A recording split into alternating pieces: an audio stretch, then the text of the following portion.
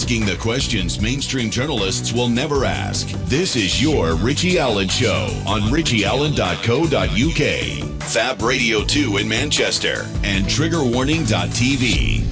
This is very important stuff. I've covered this subject before in different ways with different people, but I'm glad to be joined today by our guest who set up and founded TITV, which is Targeted Individual Television.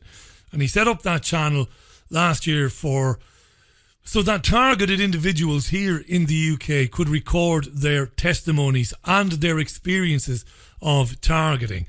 Because I said tens of thousands of people around the world at the top of the programme, but it might be more than that. It might be. When we don't know how many people have experienced this and who haven't spoken about it. We're talking about people who are convinced that they are being targeted by agencies, maybe governments, maybe other agencies using implanted chips and sophisticated weaponry, but not always chips and not always weaponry. Doing nuisance things, mischievous things, scary things, following people, entering people's homes. That's all a part of it, as well as the implantation and the sophisticated weaponry. Now, despite the massive numbers of people that are coming forward, and as I said, lots are, if you look for this online, you get a standard answer on the internet from psychiatrists, from psychologists, who say that those who claim they are suffering from it are delusional and they are in the grip of some form of psychosis. Now, I laid my cards on the table before. I don't believe that satisfies my curiosity about this phenomenon at all. I don't buy that it's all delusional and psychosis.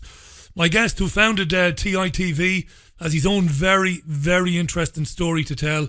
Let's welcome to the programme Shane Gibbs. Shane, welcome. How are you?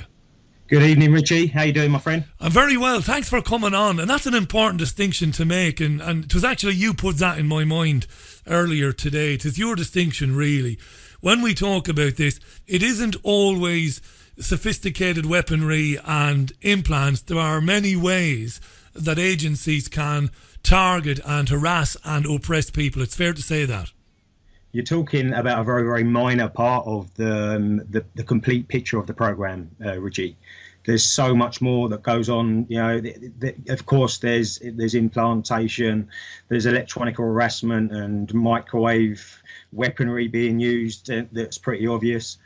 But it's a very, very minor part, as I'm hoping that your viewers will probably understand by the time we get to the end of this interview. Really good. Now, I asked you the other day, and I knew there was no issues anyway. You're a gentleman. I said, look, you're going to talk about allegations. Now, I don't know you from Adam, Shane. I've spoken to you and I like you, and I've spoken to some people who know you, and I'm absolutely satisfied that what you're about to tell us, I'm satisfied that you believe that to be absolutely true, and I'm interested in hearing it. But I asked you not to mention individual names or even individual places, only because even though I know that you've tried to bring certain people to justice for the things that you say have happened to you, that hasn't happened yet, and I wouldn't want to prejudice that by, you naming people here on this programme. So we won't do that. The story is not going to lose any of its impact by not naming these people. Tell us, go right back to the beginning. How did this first impact you? Go right back. I believe it was something to do with you being out at a nightclub. I was out celebrating with friends in a local nightclub in my hometown, and it was actually Boxing Day evening. All having a jolly old time, and there's a gentleman, shall we call him? No, let's call him a gentleman. Let's be polite about the fella.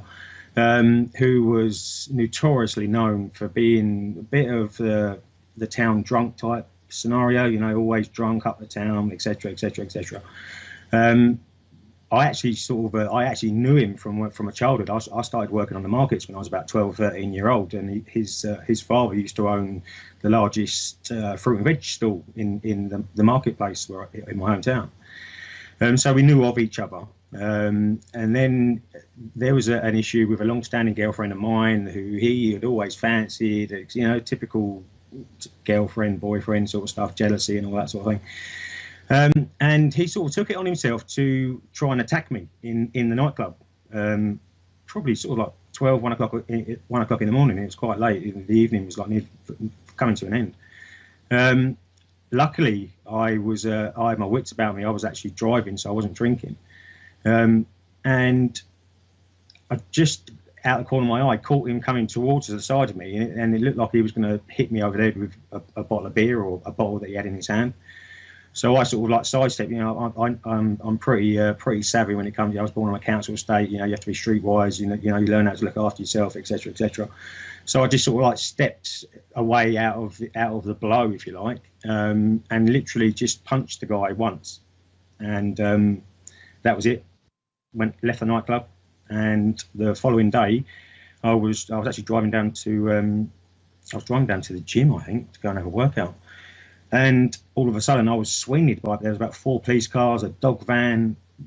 Well, God only knows how many police officers, who literally manhandled me and dragged me out of the car, handcuffed me, cautioned me, chucked me in a meat wagon, and run me down to the local Nick. A very unusual response for something like this. I worked in nightclubs for years, not as a doorman, but as a DJ and as a barman.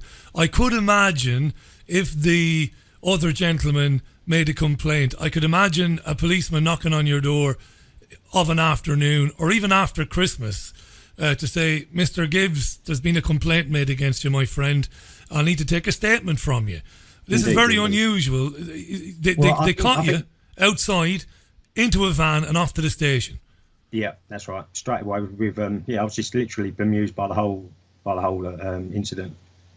Just before we go on, it actually turned out, as I found out later on, that the gentleman that attacked me was also the son of a master high-profile Freemason in my hometown.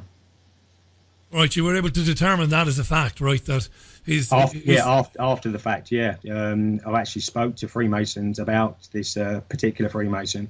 And he's pretty well renowned for not allowing his family to be disrespected. All right, okay. So that might explain then the initial heavy-handedness of the police if this Freemason guy made a complaint. You know, I think it's pretty... I'm not justifying it now, but it might explain it. I mean, this is terrible. There's an altercation in a nightclub. Nobody was hurt. It happens all the time in nightclubs. If somebody makes a complaint, fair enough. You follow it up. Mr. Gibbs, what happened, blah, blah, blah. But you're taken down to the station. What happened then? Well, I was actually charged. I was charged with GBH and GBH with intent, and then I was bailed and released. I was then taken to trial at a Crown Court, a few towns outside of my hometown. The evidence that the club, luckily, the evidence that the club put out showed exactly what I said was Brilliant. The truthful fact of what happened. Brilliant. The judge actually I'll briefly go over it. The judge basically summed up the trial and said, well, I must warn this particular gentleman that not to use the judicial system in the UK for his own whatever retaliation, and best not to go around picking fights of people of my calibre, i.e. Mr. Gibbs's calibre. And then I was acquitted, a free man, and was released from all charges. And I'd say you were relieved, because you never know when something like that happens. So thank God the nightclub had the CCTV footage. There were witnesses. No case to answer. Sorry about that, Mr. Gibbs. Off you go. Or so you thought. Yeah, this is where the fun really began. So yeah, I was obviously coming up to the trial, you know, knowing that all of this story had been fabricated, and knowing that how almost the police, the local police, was working on behalf of this other gentleman, or his family, I should say. I was ready to go to prison. I was just, and you know, and then luckily the club sort of came out with this, because there was a couple of doormen that stood up and was called to the case, and with the evidence from the CCTV and the comments from the doorman, it was just blatantly obvious that this guy had picked on somebody that was completely out of his league. And you were entitled to defend yourself, hence throwing the punch as he came at you. Fair enough, happy days. So that should have been the end of it. you put it down to a bad experience, and you say, well, so what? You know, the guy's an idiot. I won't bump into him again. I'll avoid him in the future. Take us on. What happened next? Well, being so sort of like overwhelmed and actually quite surprised that I was actually a free man, I booked a week's holiday away with my cousin the following week. So I was away having a sort of like just trying to get over all of the stress and the mental anguish, if you like. Shane, it sounds like it really bothered you. I mean, I don't want to sound like a fool here now, but I've not had the experience. It sounds like it was really it shook you up going to court and having that experience. I think the word that you need to use would be sort of like trauma basis, traumatized. I mean, it was an unreal situation. It was uncalled for, and it was completely and utterly wrong. And Absolutely. I was just like, what the hell? Yeah, I mean, I had no idea. It was completely out of my hands. All I knew that I was facing a trial at Crown Court where I could possibly have gone away to prison for a long time. You know, the charge they put me on, I think at that time it carried about a 15-year sentence. He must have had an injury, did he? I mean, if he didn't, I mean, it doesn't matter anyway. You weren't guilty. I chipped it a couple of his teeth, and he had some bruising and a cut lip. You know, simple, nothing major. Just I punched it on the chin. I'm quite a stocky, muscly type fellow. Always have been. So if you go running at people in nightclubs trying to hit them, you can't really go crying when they defend themselves. And right, so I just wanted to, I don't want to in any way diminish that. It's just because I haven't had the experience of being dragged into a court facing prison time. So I understand. I absolutely get now why it shook you up. So you went on holiday, happy days, couple of weeks in the sun, all is good, and you come back. What happened? Came back in the early hours of a Saturday morning. Went up to my I owned a little flat at that time. It was actually the first property that I bought through the Rights to Buy scheme. So yeah, that's about the only thing I can thank Margaret Thatcher for. And I tried to put my keys in and the keys wouldn't fit in the door. And there was like a piece of paper stuck on the door saying, please contact your local police station. So then I've contacted my mum, because she was the one who had the keys and all that sort of stuff while I was away. And I said, Mum, what's going on? So I can't get in the flat, and there's a notice from the police here. And I'm just thinking, oh my God, what on earth have I come back into? Do you know what I mean? I've just got rid of the police, and now I'm back in front of them again. Well, it turns out somebody had burgled my property while I was away on holiday. They had fitted new locks and failed to give the keys to my mother, even though she requested them, telling them that I was out of the country on holiday. So she told me this is like 4 o'clock in the morning. I just sort of like had a proper good holiday away with my cousin, really, really feeling it, to be honest with you. 4 o'clock in the morning, I find myself going down to the local police station with the note explaining the situation, to be told that the officer in charge of the case wouldn't actually be back on duty until 3 days later, till the Wednesday. No way.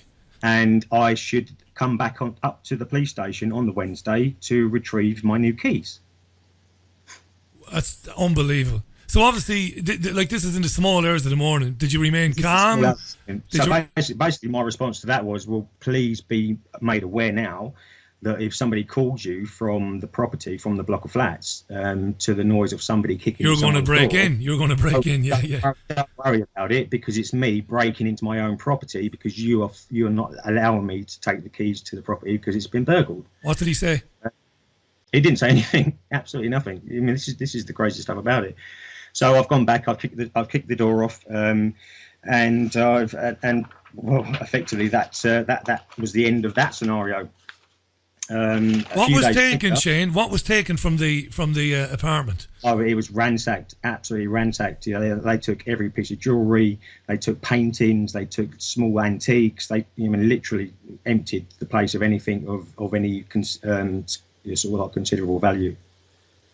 Absolutely ransacked the place. The place was turned upside down when I got in there. And at that time, did you assume that it was some scallywag who'd broken in when you were away? I just thought it was bad luck. See, the thing is with this program, and the thing is with this targeting, everything is tuned initially until you actually understand and realise what's going on. Everything is set up to look like you bad luck after negative coincidence and coincidence after coincidence and bad luck after bad. It's continual, and that's the way it's supposed to look. And I just thought, well, it's bad luck, it's one of them things. I've been burgled. Just a shame that I've had to get myself back involved with the police after I've just had what's gone on. Right, can I ask you this then? Now we're about 7 minutes to the top of the year. We can go to the end of the show, which is great. There are other aspects to this in terms of why they might do this to people, how they're doing it to people, and I want to get into those. So I don't want to rush you. It sounds like I'm saying, I know I'm going to rush you. I'm not going to do that either. But move it along and tell us how this escalated as far as you understand it. Because I suppose right then you thought, bad luck, out of the country, jewellery robbed. But I suppose these days you don't believe that it was bad luck, that you were on holidays and somebody broke in, because there was an escalation in this, and I want you to take us through that escalation. I'll give you a brief overview to run through to get to the right. And I don't want to diminish it, Shane. I don't want to diminish it because I've read it, and you've told me bits of it on the phone, and it's bloody serious. If you are right, that's if. I don't know that you are. I know you believe you are, and I know there's. I know people have things to answer, right? So I know that much. But this is serious, and I don't want to diminish that in any way by rushing you along. But about it. Go ahead, Shane. Just quickly, what I will say is this document that I actually sent to you, and the document that I'm referring from here. I actually sent to Downing Street. Who then sent it. I actually got a response saying that they passed the case on to the Home Office. I then got a letter from the Home Office to tell me that they've then referred the case back to the Chief Constable of the police force involved in my victimisation. So it went full circle. You've done it right all along. All along you've followed the chain. You've done the right thing all along, which I was impressed with. It's one of the reasons I was happy to have you come on. So tell us how it escalated. You break back into your own place. You have to deal with that nonsense. You change the locks. Right, yeah. What happened then? Talk us through it. The following week, I was awoken by one of the neighbours, and she said she's knocked on the door. And she was quite concerned. She said, "Shane, I think there's something on your car." And I'm like, "What are you talking about?" So I've gone down there. Someone had kindly put some kind of paint stripper, some kind of corrosive acid into like a squirty bottle, and had literally walked around the whole car, spraying pretty patterns with paint stripper all over the car. What a pain in the arse that is. Same again. I mean, I just didn't put two and two together. Move on to the next year. Various acts of vandalism to several cars, all reported to the police force concerned. 2000 expensive modified car stolen from a locked garage, also reported to the police force concerned. I purchased another car and started my own business in 2001. Moved to a new property, got married, got divorced, stayed in the property. She got paid off, etc., etc. As soon as I moved in, I was always having trouble with one of the neighbours, one in particular, not keeping his property clear, chucking rubbish over the fence, and all of his fences all messed up, guttering the leaks, and so it was leaking down into my property on the front and rear gardens. And it was just constant, and it was just so, and I just could never really understand what the problem was. But so that just same again, bad neighbour. I just put it down to, all right, well, it's just I'm unlucky. I've moved into next door to some dickhead who just obviously doesn't give a hoot about his neighbours. And so that carried on from 2003, 2004. The problems with the neighbours carried on. 2006, I had my car stolen from Maidstone, very expensive Audi sports car stolen from Maidstone. Again, reported to the police. 2007, bought myself a dog, as you do. I got divorced. And I was thinking, what, I can't be doing with women anymore, so I'm going to get myself a dog. I'm going to get myself a puppy. Right. So I got myself a puppy, and then from 2007. There was no further interactions from myself with Kent Police, but there was still the odd, every now and then, I'd go around the shop to buy a pint of milk, and then I'd come out, or someone would come in the shop saying, "Oh, somebody just rammed into a certain car in the car park, namely my car," and that happened sort of like 4 or 5 times in a matter of a couple of years, and it was like, "Geez, I am having some seriously bad luck here," but still, again, didn't really put it down to any, I didn't class myself as a targeted person. Even at that stage, let me jump in there because I've seen the timeline, and you say before 2007, before you moved next door to the nuisance neighbour, all of the things that happened to successive cars, that's a very obvious pattern there. And it would be obvious to any, relatively experienced detective that there's some very serious stalking. Maybe they wouldn't use words like that, but maybe they would use like, somebody's got a very serious grudge against Shane Gibbs, because here is a pattern of very serious things that have happened to him. It's not 1 or 2 or 3. It's over a dozen very serious incidents have happened to him. I'll be brutally honest with you, Richie. I mean, it was so continual. It just became the norm. I know that sounds really weird, but it was just like, oh, what again? And what did they? Because you're obviously saying to the police at the time, whoever's heading up the case, whoever's responsible, you are obviously, as a bright man as you are, you're saying, well, lads, come on, look, obviously somebody has it in for me here. I'm not coming down here crying every few weeks or every few months. You can see that something very serious is going on. Who has it in for me? That's a very serious crime, that. What would they say? What would they say to you? Nothing at all. It was from them. It was the minimalist type interaction on everything that I went up and reported. It was just so blatantly. It was like, oh, what are you again?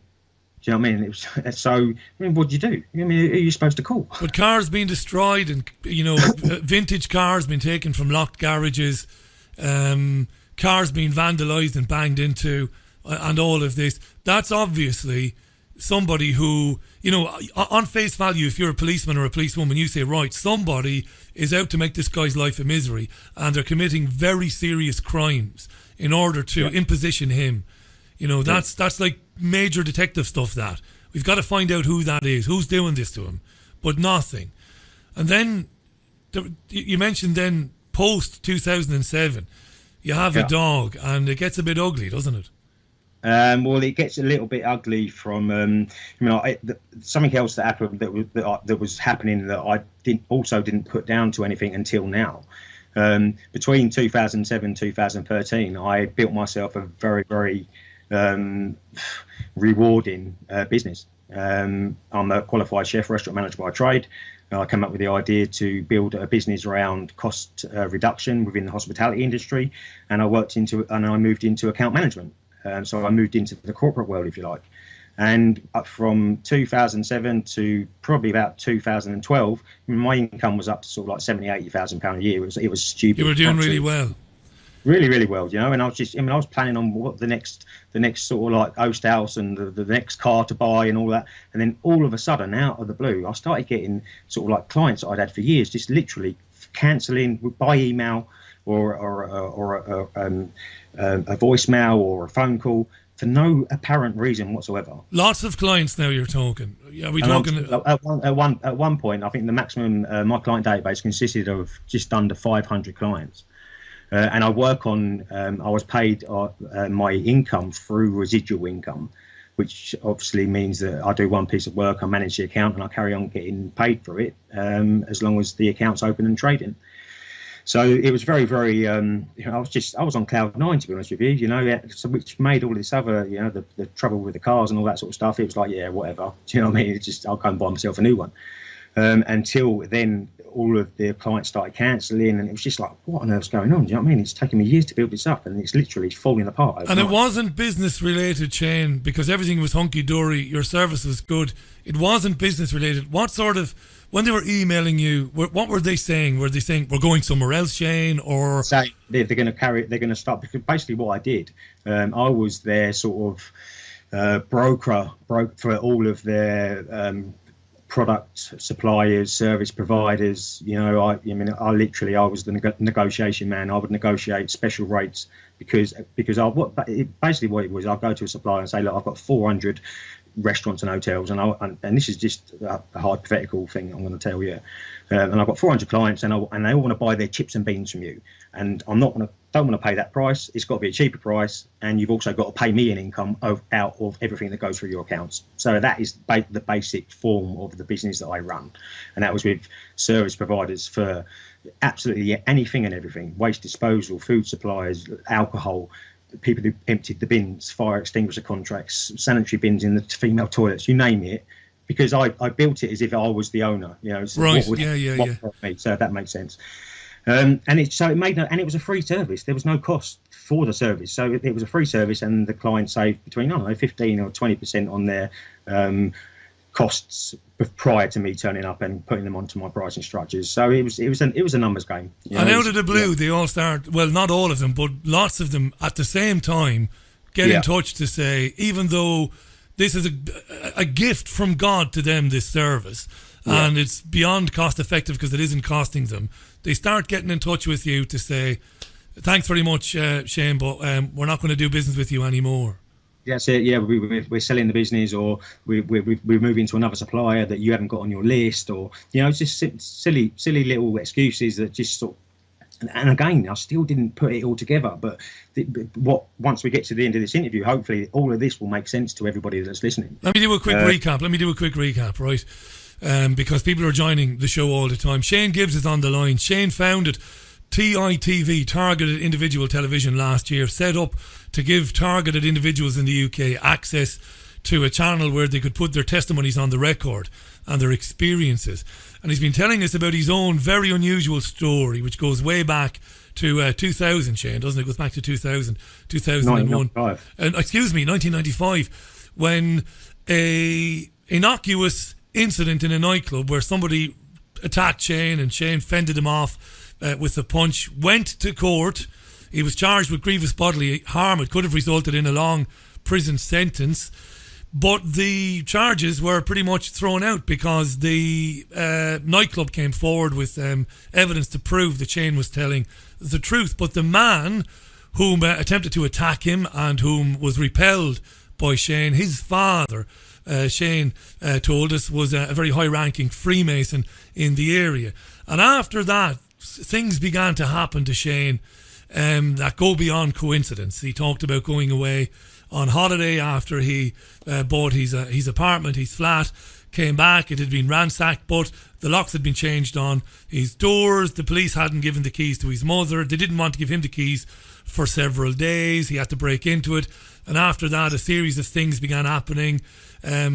Stuff belonged to him being vandalised, cars being stolen. It's went on for a number of years. Very sinister stuff. Non-coincidental stuff. There's definitely a pattern here. We moved up to 2007, where things began to get very good for Shane in terms of his business. He opened and formed a brand new business in the hospitality industry, providing services for companies, and began to make a considerable amount of money and do really well for himself. Things seemed to be on the up and up, but in 2013, Shane was telling us strange things started to happen again with respect to multiple clients at the same time deciding to email him or contact him to tell him, look, we don't want to do business with you anymore. And you said that even then you still weren't thinking that this, was related to the stuff that went on in the 90s and in the early to mid 2000s. You just thought, shit, it's just unlucky. That's what you thought. That's basically what I put it down to. It was I didn't identify the pattern, but I was just literally, I'm not the sort of person to let things get me down. So I just, every time I get knocked down, I dust myself off and I stand myself up and I carry on moving forward. That's the type of person that I've always been. So what changed, Shane? What changed? What happened then that made you think, well, look, there's something very sinister happening here? Because that can't be easy to come to that conclusion. So take us on from what happened with jump to 2013 now, and this is where it really, really starts getting really wacky and crazy, and some crazy stuff started happening. The business was failing, the income had gone down, so I decided to take in a lodger. I took in a lodger. I'll just briefly go over this. I won't go into too much detail. didn't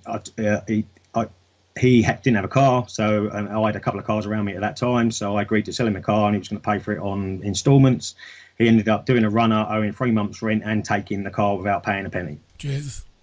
Right, so and part of the agreement, the written agreement, was that I will keep the logbook and I will keep a set of the keys and keep the car in my name until you finish paying for it. Luckily, and then he went off and run off owing all the rent and taking the vehicle with him at the same time. He stole the car. He stole the car. Yeah. It was my car. It hadn't been paid for. Yeah. So luckily he had mentioned where some family of his were living, and it was a small village just outside of my hometown. So I decided to go and do a bit of a recce one evening, and luckily for me, I found my shiny new car, all nice and clean and polished and stuff, sitting on this driveway, and I thought, So I sent him another text. Endless tried to contact him. It was completely blanking me. So I sent him a text saying, like, if you don't contact me today, then I'm literally going to take the car back. And then he did reply saying, you don't know where I live, blah, blah, blah, blah, blah. So I went and somebody gave me a lift out to this little village. I walked into went out to the car. It's my vehicle with the keys, opened the car, drove the car back home. Following morning, I had 8 to 10 police officers, banging on my door. 8 to 10? As many as that? Yeah. As many as that? Yeah. Right. Yeah, there was hordes of them. There was that many. They literally, my front pathway was probably about 10 or 12 feet. There was that many of them. They was queuing outside the front of the front gate. To arrest you? Presumably over the car. To arrest me for theft of a motor vehicle. So you would have said, well, lads, look, it's actually my vehicle. I had an arrangement with the guy. He didn't honour it. Look, I've still got the logbook. The ownership hasn't been changed to his name. It's my car. Yeah. So they said what? So they arrested me, took me down to a police station that was sort of like 30 miles outside of my hometown, charged me with theft and bailed me. My solicitor got involved, and literally within a week I had a letter saying that all charges have been dropped and blah blah blah blah blah. But your car has been impounded, and they kept the car. They would not allow me to take the car back for just under a year. What? Yeah. On what basis? If the charges were dropped and obviously ownership of the car had been proven, how could they keep it? This is the thing. The new girlfriend of my lodger had applied to DVLA to get the logbook put into her name. Right. So they said that there was no charges, and they was keeping the car until they can work out who was the legal owner. And but that was obviously part of the fraud. You didn't have to be the smartest detective in the world to know that the guy, the ex-lodger, would pull a stunt like that in order to, protect himself against you taking the car back. It's very straightforward. And Jesus, and for a year. And when they'd actually released the vehicle back to me, two of the back windows were open, so the car had actually filled up. The footwells were full of water, and it was mouldy, and it wouldn't start, and it was virtually worthless. I ended up chucking it down the auction. Well, hang on a second now. Who has liability for the condition of a car if they took the car into their possession? And it was, whatever about this idiot lodger guy, at least he looked after the car. So when they took it, it was in good condition. Surely they've got some sort of liability for the condition of it in terms of it. If they leave windows open, well, they've got to account for that, surely. Or I'm obviously wrong. They even took the paperwork and the spare set of keys from me when they came round, because obviously, the guy still had the other set of keys. So this is another little sticky one. So I had the spare keys, spare set of keys, and all the paperwork. When they arrested me and took me from my home, they took the keys because they needed the keys to drive the vehicle, right? Yeah. So they're in possession of the car. They're responsible for the condition of the car. They denied taking the keys and denied taking the paperwork. So they lied about taking the keys and the paperwork. Well, if they didn't take the keys, how could they drive it? They didn't take the keys. Yeah. And it was just and you had to scrap the car. It was in such bad condition. I ended up. It was when it was. He was supposed to pay just over £2,000 for it. He didn't pay a penny. I ended up. I think I got about £600 at the auction for it. Christ. So yeah, quite a hit on that one, mate. Quite a hit on that one. And this, sorry. No, I'm listening. So things began to accelerate then. I know this. I've seen the timeline. After that shenanigans, this is where it really starts getting funny and really weird. And see, the thing is with this targeting program, it's the same structure whatever part of the world you may be in, whether you're in America, whether you're in Australia, whether you're in the UK, Canada, New Zealand, choose one. It is exactly the same process. It's a very structured and very step-by-step program. Does that make sense? It does. Right. So I've had all of this come up. Everything I've told you up to now, I'm still not even looking at myself as being a targeted person, or I just knew that there was some kind of darkness, if you like, that just seemed to be. And the only thing I could put it down to was the court case, because that's the only nefarious thing that could possibly be the reasoning behind all of this crazy stuff that was going on. Right, 13 minutes past the hour. We're going to take a break. It's going to be 90 seconds long. When we come back, you're going to talk about what's happened in the last few years. Yeah, because it gets. This is the real scary, disgusting, foul stuff that these people do. It gets very sinister. Shane, thanks for staying with us. Stay with us. We'll be back in 90 seconds. Shane Gibbs is our guest. I've retweeted a link to TI Television, Targeted Individual Television, on YouTube. I've put a link out there. I will put another one out before the end of the programme. This is Monday's Richie Allen Show, Fab Radio 2, here in Manchester. Tune in radio as well, of course, richieallen.co.uk, trigger warning .tv. Lots of places to hear the programme. More from Shane Gibbs in just a wee while. Introducing the H2O app, a powerful water structuring application that programs vibrational energies into water through the use of different sound frequencies. Once programmed, the use of water for drinking, cooking, bathing. Give it to your friends and colleagues or spread it around the garden. The list goes on. It's not just water that the app can be used for either. It's great for programming crystals too. The H2O app is free to download and is available on both Android and Apple platforms. For further information, go to h2oapp.online.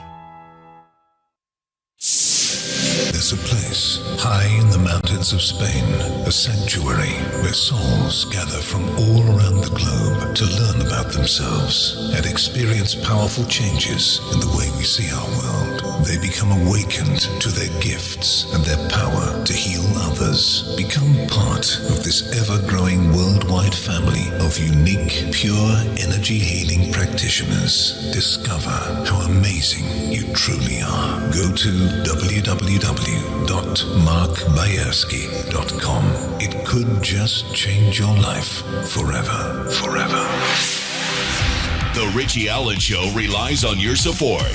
Go to richieallen.co.uk and set up a monthly donation today.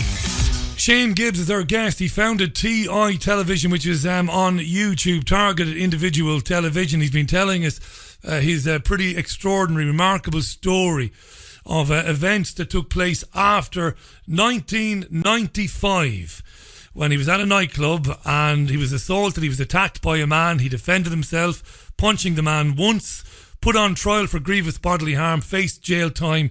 Luckily enough, the truth came out very quickly. The nightclub staff were able to prove Shane's version of events.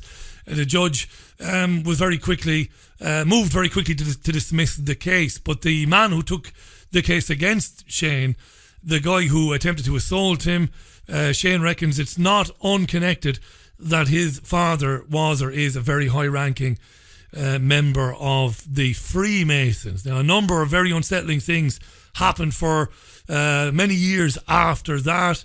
Burglaries, vandalism to cars being stolen, much more besides. We moved up to 2013 when a car that Shane had sold but had given to the man to a former lodger while a series of installments were being paid, and he withheld the car's ownership details and logbook until the man paid for the car. But the man made off with the car, stole the car. Shane tracked him down, took repossession of the car. The police got involved. He was arrested for stealing a car. They kept this car for nearly a year, handed it back to him in a deplorable condition, wasn't worth much, so he got a few £100 for it at auction. And up to this point, despite these bizarre coincidences over the period of those years, Shane was happy to think that he was maybe born, under a cloud or had walked on a crack or whatever. But then things begin to take a very, very sinister turn indeed.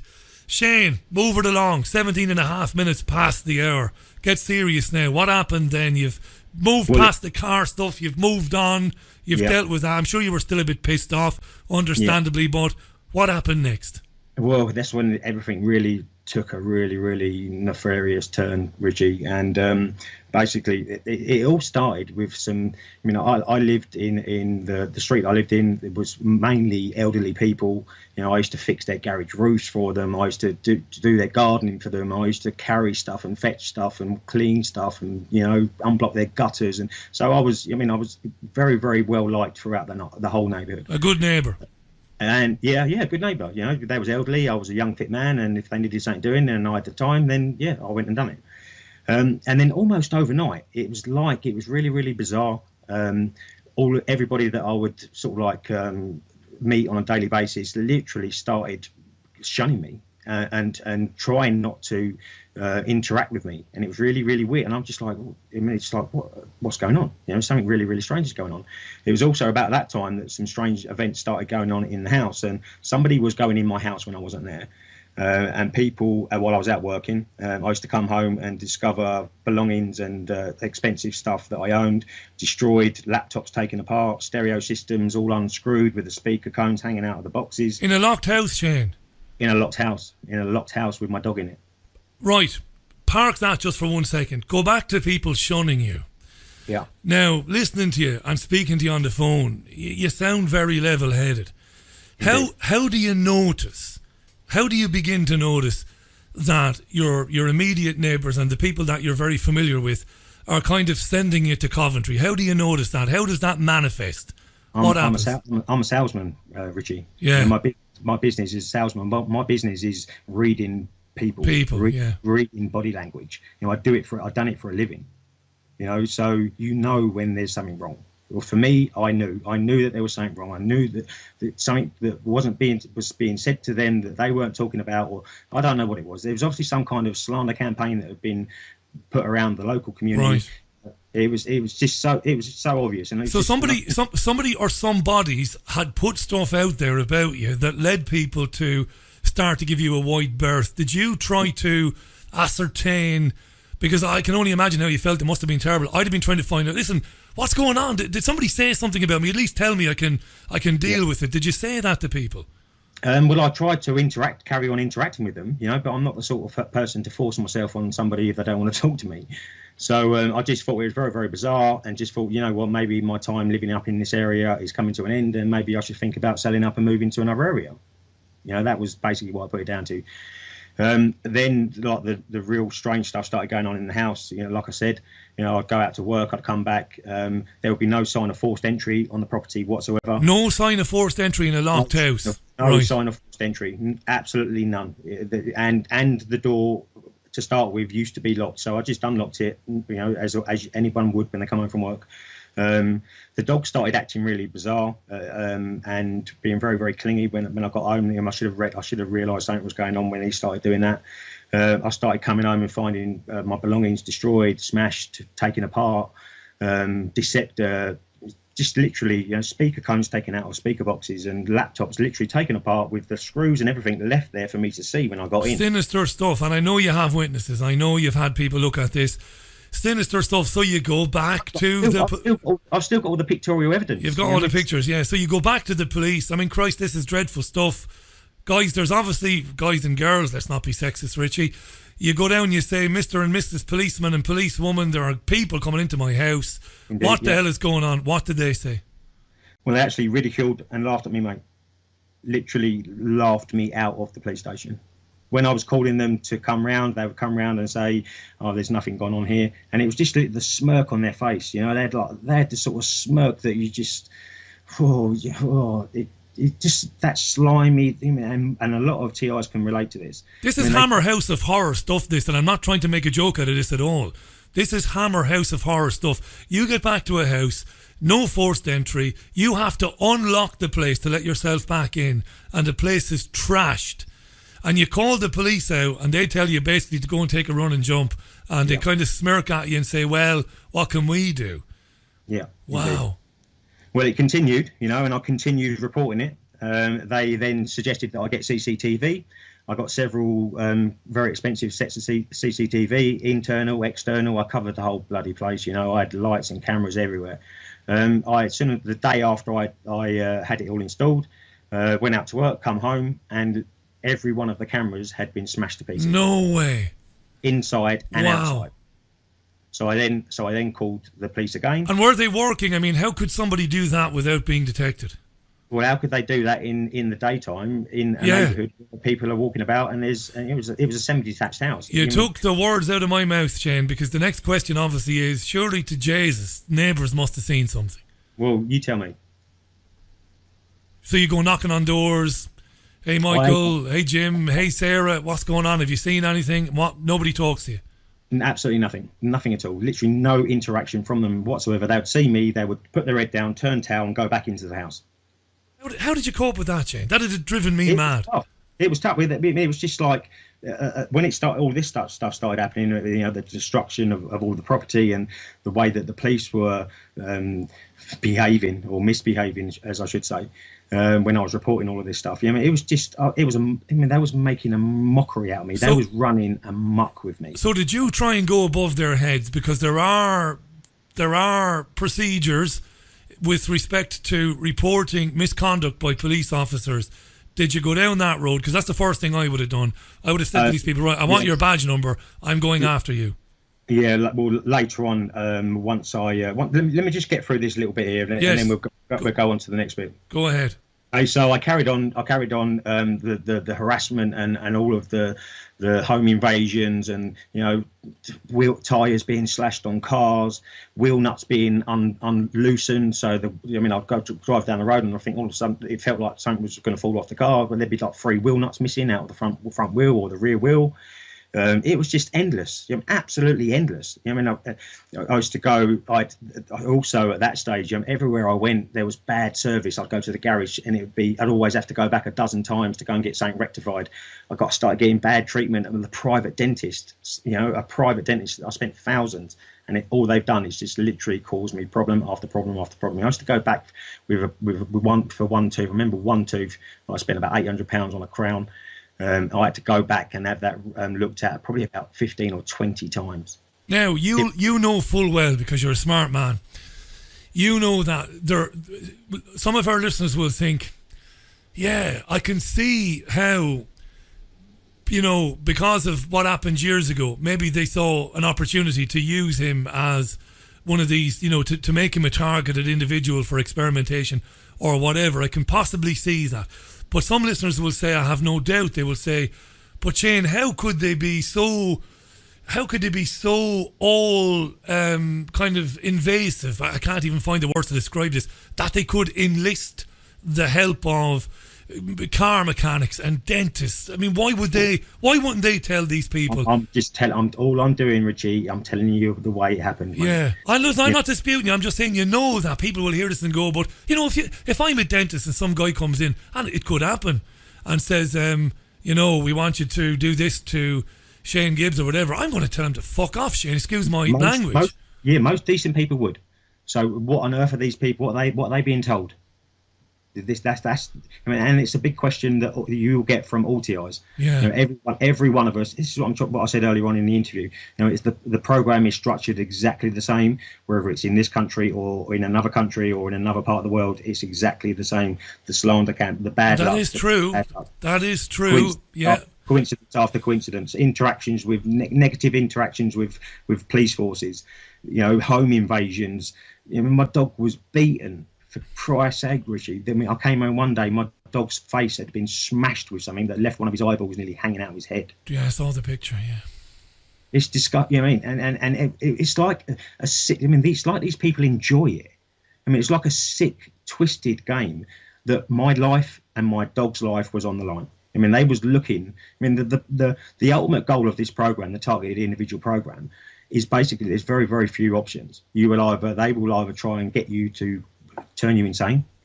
They will either try and push you to suicide, or they will get you to act out in public, cause yourself some big problems, and you'll end up in prison for a long time. Why did they? This is the $64 million question. Why did they want to do that to people? If there is a they that is doing it, and I told you today, I'm sympathetic to you and to the other people I've met, Catherine Horton, PhD, and others.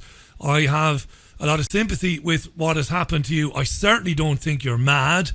I certainly don't think, you're in the grip of some psychosis. I'm not qualified to say that, but I don't believe that you are. So why would they do that to people? What's the end game, Shane? The question is, Richie, why would they want us to do it to potentially hundreds of thousands of people around the world? That's the ultimate question. Why? Before we talk more about why, if I'm to think right now that everything you've said is true, like I said, I don't disbelieve you at all, but if I'm taking it absolutely, Shane is right, there is a sinister force behind this, I'd have to imagine that you winning that court case at that time back in 95, somebody said, let's use this guy. I mean, is that how you think it happened? Somebody went, all right, we don't like this guy, let's use this guy, let's put this guy in the programme.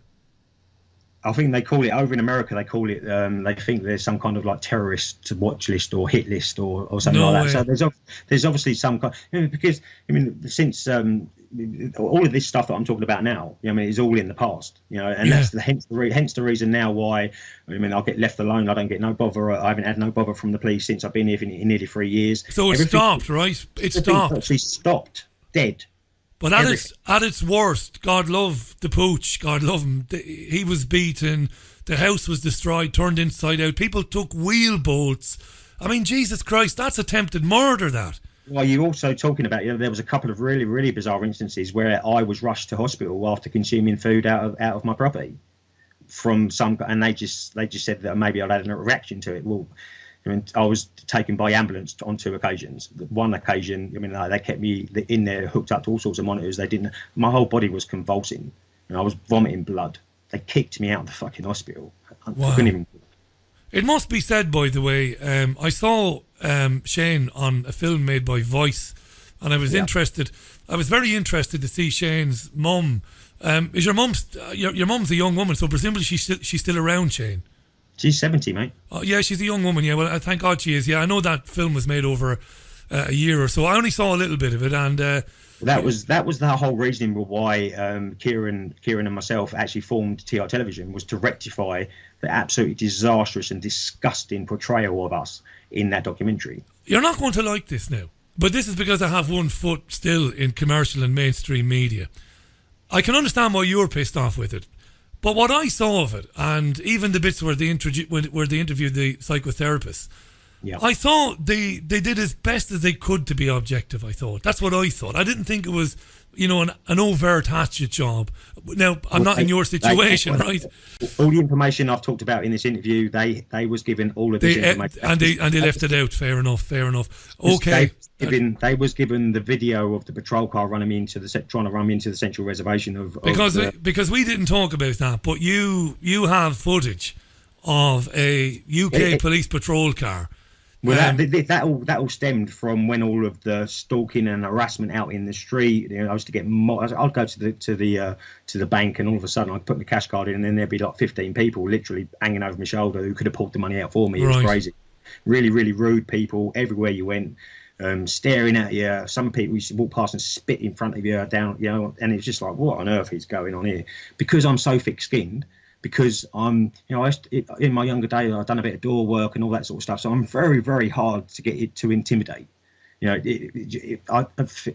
What is it? It's just an emotion. It doesn't. Intimidation doesn't even come into the equation. Well, I mean, it's wonderful that that you've been able to hold yourself together and not allow yourself to be intimidated like that. The reason I brought your mother up is because she came across well in the bits that I saw of her, and she seems like a typical mum.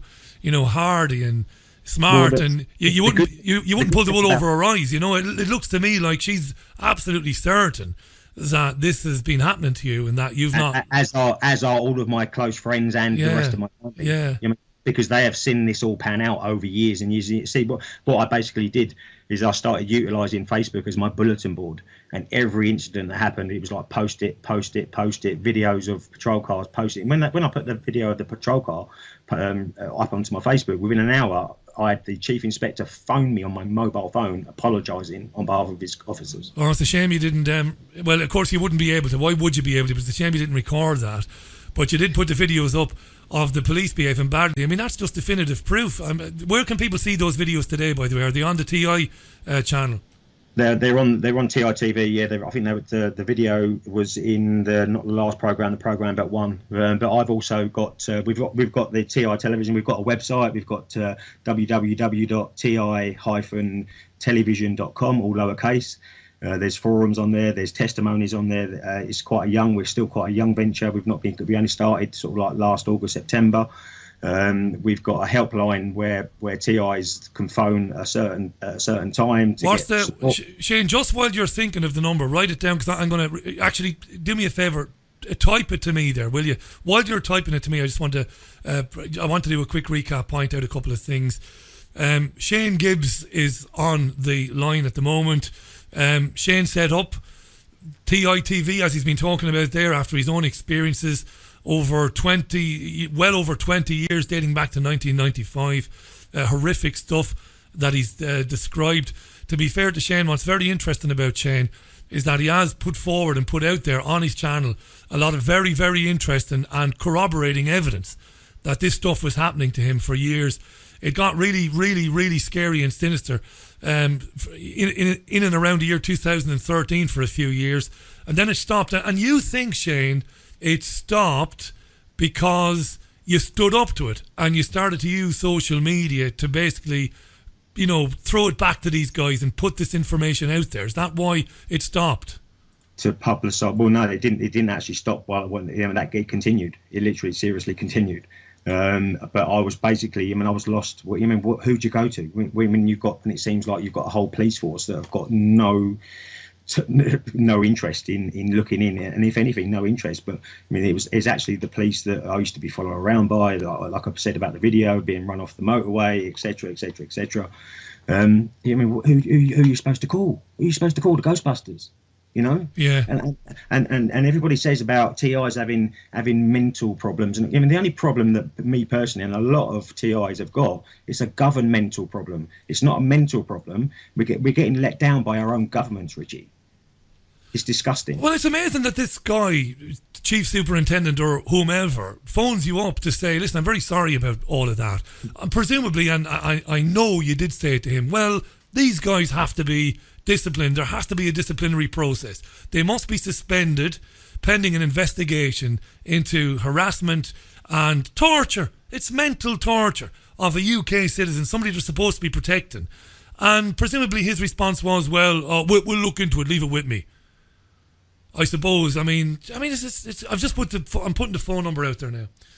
So when he says to you, I'm sorry on behalf of my officers, the next step should be suspension, investigation, and then sacked. Disciplinary. Yeah. And these guys are supposed to be highly trained. They do specialist driving courses to actually be able and qualified to actually drive these vehicles. Now, so why did he? I think he actually put it down to an error of judgment. Oh, that's madness, isn't it? An error of judgment. That word's error of judgment. And after that, then it stopped. Well, no, not quite. It was at that point, I started getting a little bit more, right, okay, I need to catch these people that are coming in my house. So I then started buying all of these little spy recorders and audio recorders and little mini cameras and all that sort of stuff. And one night, as I set them up, and I was running there was digital recorders, so they was just continually record.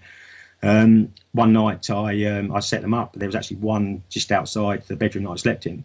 I played it back the following morning, and I was horrified to I've actually got the recording. I've had it put through a special sound engineer who's done a full report, a full clean up on the audio recording.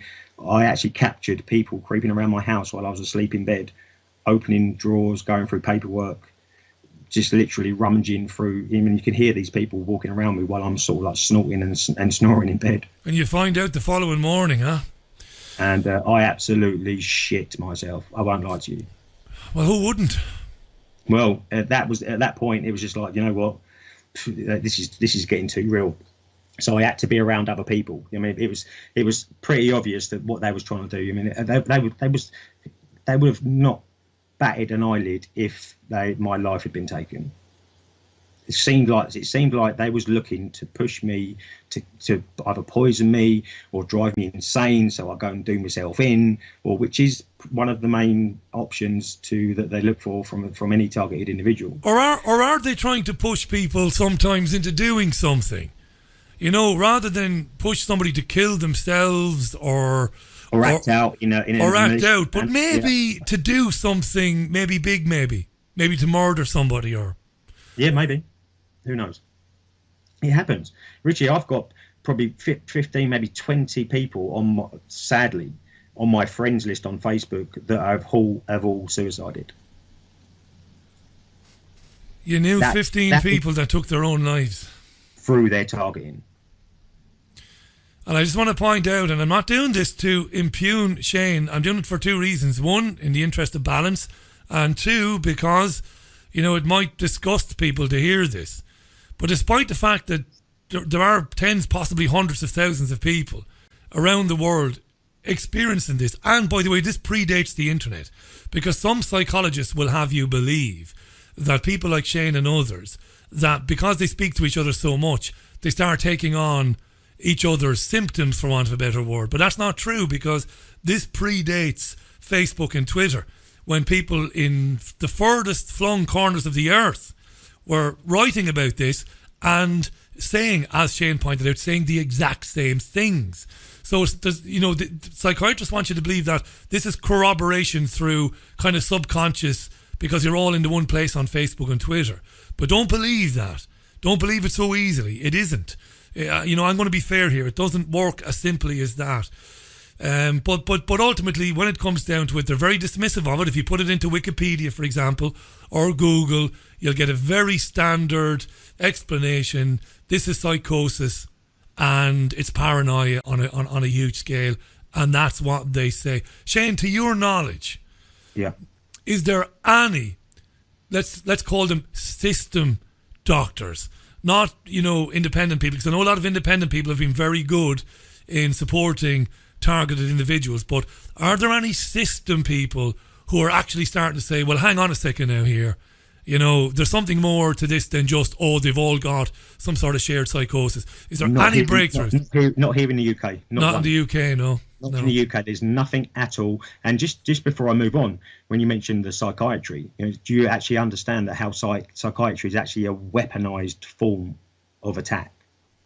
Well, I'm not thrilled with psychiatry as a science. I had my own difficulties when I was a boy, and I went to a psychiatrist, and luckily for me, I was old enough in my mid-teens to tear up the prescription for the antipsychotic medication that they wanted to give me, because I had a bad experience being physically abused.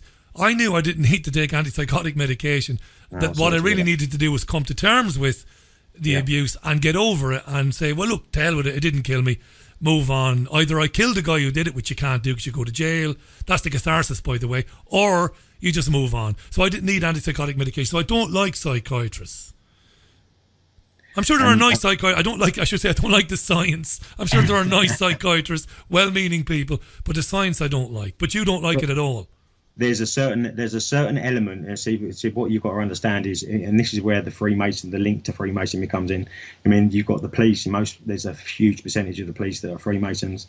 There's a huge percentage. I mean, who are Freemasons? Business owners, psychiatrists, doctors, accountants, etc., etc., etc. Dentists, garage owners. Can you see the little links that I'm trying to put together here? Yeah, I can. So. That's what, and you'll probably get it from 80 or 90% of any TIs that you do speak to. They're gonna mention Freemasonry along the line somewhere. So when you're saying that when people around the world, when they take this problem to psychiatrists, they're basically walking into a spider's web. Because the program is so crazy, can you imagine going to a doctor and telling them that you've been poisoned, your dog's been beaten, people are going in your house, and etc., etc. You're getting followed by police cars, and you're getting people spitting at your feet when you walk past them, and all your neighbours. It's designed to make you look delusional, Richie. The program is designed to make you. It's so disgusting and so foul that it's almost too foul to actually believe. Do you think you'll always be up against that? Do you think that in America and certain parts of the world, there are psychiatrists that are on the side of the targeted individual community, but slowly, the support is growing, but very, very slowly. Mainly in America, I must admit. In the UK, the only support that we have got that TIs have got here in the UK is TI television. There is nothing else. There is nowhere else. You go onto Facebook, that you'll find hundreds of targeted individual related groups on Facebook. You will find thousands of targeted individuals talking and trying to, it's just explaining what I've just basically explained to you. Some of what I've explained to you. Yeah. It's the same everywhere, Richie. It's no different. The program is very, very, and hopefully that's what's going to bring the program down, because it is so stereotypical from TI to TI. Or targeted. I don't like calling us targeted individuals. I like calling us survivors, because we have to survive. I mean, if sometimes, and for a lot of TIs, not so much for me now, but it's life and death. I mean, you're fighting for your life here. Wasn't it very interesting last year when they introduced this subject to the massively successful television show Better Call Saul? I couldn't believe it. I was watching it with my partner Caroline. And the Saul, who was Saul Goodman from Breaking Bad, and only if you watched any of this, it mightn't make any sense to you, no. Shane. But don't worry about it. It's not. I'm not going to in any way confuse you. It's a hugely, hugely successful television show called Breaking Bad, about a man who believes he's dying of cancer, who gets into making drugs, basically. Okay. Hugely successful, violent, and exciting, and thrilling. There's a spin-off called Better Call Saul, again, massively successful TV show. And in the show, Saul's brother, who is an important character, a very, very big character, he's a hugely successful lawyer, but he hasn't been able to practice for a year or so because he believes he's been targeted. And they introduced that. I've never seen it introduced to mainstream television or to mainstream drama. He believes he's been targeted and that Wi-Fi affects him, and that energy pulses are causing him serious problems and illness. But the show deals with it in such a way that the narrative is that the story develops that he's just imagining all of it. And I'm wondering, why did they introduce that? Well, I wonder where the story writer got it from. Exactly. And when I brought it up last year, I thought the same thing. Where did they? It's quarter to the top of the hour. We've got about 5 or 6 minutes left on this. We've covered an enormous amount. It's not happening to you today. Thank heavens for that. But people are reaching out to you all the time, and they're telling you what's happening to them. What we're trying to do is we're trying to offer support for people that are going through the same thing. And just before we finish, you mentioned about that guy talking about vibration. There's a very, very dark and sinister side of this targeting program that most people just would not understand, and that's a form of we call it electronic harassment, and it's a very real and a very, very painful sometimes, and very, very to start with, when you first start experiencing it, very, very confusing and very worrying, because you just don't know what the hell's. I had days where I'd be laying on bed and it feels like I've been electrocuted. Just literally the whole, like a current running through my body. It was just, I don't know what it is. I can't explain what it is. All I can tell you is what I felt. These are the symptoms. It's crazy, migraine headaches, and tinnitus, and volume type tones going up and down in your ears. It's just, I put a short video onto my YouTube channel. So if anybody wants to look at my YouTube channel, just look up Shane Gibbs targeted individual, and you'll find me. I actually took a short video about back in 2013 when I moved into my mum's house, and the room that I was sleeping in, I couldn't actually stay in there. I couldn't sleep in there because something was something was knocking me off my feet every time I went in the room. So I looked into it, and I bought myself a microwave oven engineer's radiation detector, that only went off and alarmed when I walked into that room. Now, you tell me what that is. Yeah. It's on video. It's on my YouTube channel. I don't know what it is, but I know that radiation detector was picking up huge, and it's a detector that microwave engineers use to see if they're leaking radiation. And you and I could spend hours now talking about the rollout of the space fence 5G, which a lot of very learned folks and scientific folks are saying that the implications this has even for. Do you know what, Richie? I am so worried. I'm worried for the young, the generations that are going to be brought up in this garbage. This what they're turning it into is just absolutely disgusting. Somebody is looking for complete and utter domination and control of this planet. So could it be then that the electronic stuff that you spoke about, that I spoke to Catherine Horton about twice, I think, on the show, could it be that the people who have experienced that around the world in recent years and maybe in recent decades, that was all leading up to the rollout of 5G? Are we looking at guinea pigs? People are being used as guinea pigs. Personally, this is what I believe. I believe that it's some kind of beta testing program prior to whatever they're thinking about doing. Anybody who's got any doubt about these things actually exist, all you've got to do is Google directed energy weapons, and you will find sheets and sheets and sheets and pages and pages patents of as this well stuff. And patents, of course. Absolutely, tons of it. There's a website you can go on. Because a lot of the attacks are like nausea attacks where they make you feel sick. There's a device you can go onto a website called showmatech.com, and you can buy they class it as a neighbor revenge device. You can buy it for $69, and you can aim this device at one of your neighbors, and it will make them sick. A neighbor revenge device. Yes. Who comes up with shit like that? Just before I give you the final word here, the targeted individual helpline is 078-437-12542. I'm going to say it again, and I've tweeted it out, and I'll get my mate who looks after the Facebook page, because I'm not on Facebook anymore. I don't have any access to it.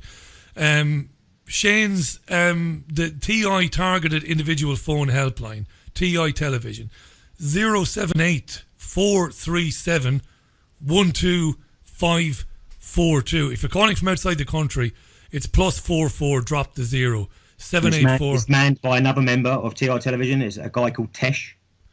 And it's Tesh. Tesh will answer. You won't get through to Shane. It'll be Tesh who's fielding those calls. Right, we have 30, 40 seconds left max on this, Shane. Thanks for telling us that. It's fascinating, disturbing, worrying, I would imagine, for others who feel that this has happened or is happening to them. The sad thing is, Richie, that this is real. This is, you can't make this stuff up. It's absolutely, this is a life-destroying program that has taken many, many lives up to date.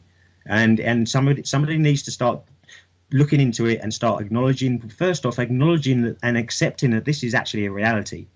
Because until that happens, nobody's going to get any. Where's it going to end? Where is it going to end? Until everybody's dead. Everybody's in a mental home.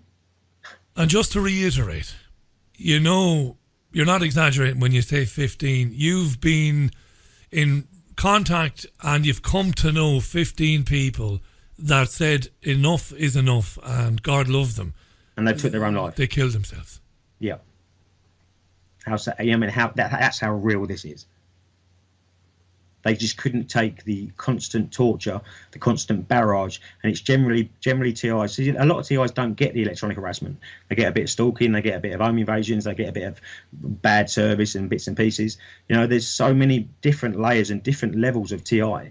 And then you get the ones that get the full shebang. They get all the microwave energy weapons, they get the possibly implantation, etc., etc., etc. And then when you're dealing with that 24 hours a day, mate, you want your life to end. Seriously, you want your life to end. I can't imagine it. Give us the website address again, Shane, and then I'm going to take a break and I'm going to get out. Go ahead.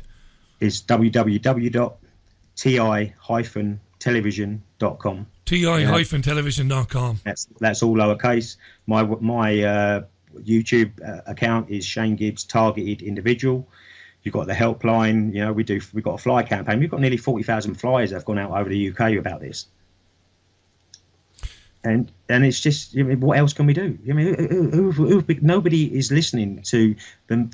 So many people that are all talking about and complaining and reporting, you know, to all over the country, not only this country but the whole globe. Well, what's going to be very interesting is, because TI television is still very much in its infancy, and because the helpline hasn't been set up that long, it's going to be interesting to talk later in the year, you know, to see what sort of contacts you've received from people. I'll definitely be interested in that, Shane.